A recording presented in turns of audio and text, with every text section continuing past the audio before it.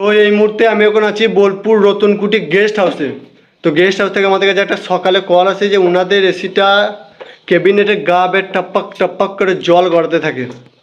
তো চলো আমি এসিটা দেখাই, তার আগে আমি এসিটা একবার দেখাই যে এসিতে কত পরিমাণ মৌচাক। ভোল্টাস ডেটন এসিটি প্রায় 5 থেকে 7 বছর আগে ইনস্টল করা হয়েছে, আর এর মধ্যে প্রবলেম দিয়েছে যে এসির ইনডোরে গা বের টপাক টপাক করে জল গড়াতে থাকে। প্রবলেম শোনা মাত্র এসির ইনডোরে ক্যাবিনেট খুলতে দেখে এসির ইনডোরের মধ্যে মৌচাকে বাসা বেঁধে বসে আছে।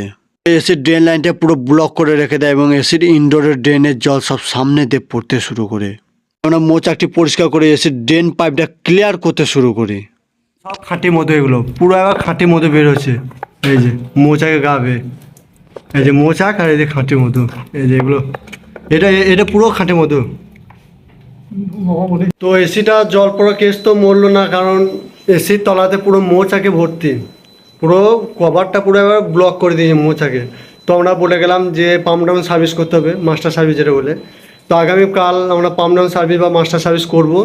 চলো আগামীকাল দেখাবো।